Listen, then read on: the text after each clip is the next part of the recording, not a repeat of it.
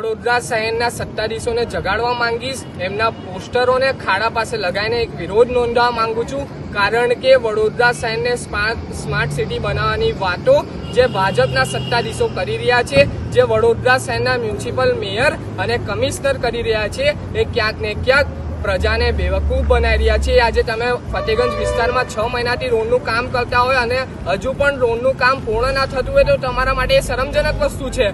આજે તમે જોઈ શકશો કે ફતેગંજ વિસ્તારમાં 6 મહિનાથી વન વે રોડ ચાલે છે,